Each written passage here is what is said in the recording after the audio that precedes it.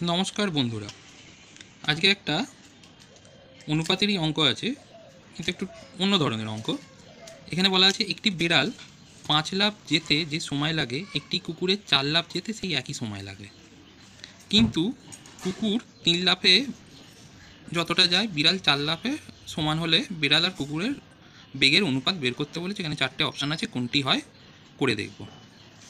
আচ্ছা, এখানে কার কার অনুপাত বের করতে হচ্ছে? বিড়াল ও কুকুরে। তাহলে প্রথমে লিখলাম বিড়াল, তারপরে লিখলাম কুকুর।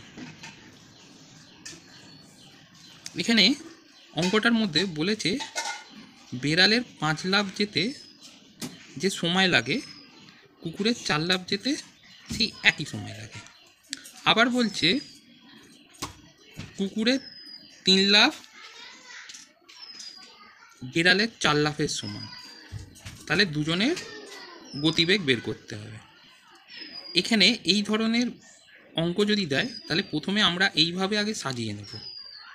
এবার এটা ঘোড়া, গাধা বা কুকুর, বিড়াল বা খরগোশ, কচ্ছপ যাই দিক না কেন, এই ধরনের অঙ্ক দিলে আমরা এইভাবে সবসময় সাজিয়ে নেব। সাজিয়ে নিয়ে আমরা করবোটা কি, এইগুলো একে অপরের ক্রস গুণ করব। বিড়ালের এর সঙ্গে এইটা গুণ, কুকুরের এইটার সঙ্গে এটা গুণ। এই ধরনের যখন অঙ্ক যাবে আগে প্রথমে সাজিয়ে নেব অঙ্কর ভাষা অনুযায়ী, তারপরে সাজিয়ে নিয়ে এটাকে করব কি, ক্রস গুণ করব।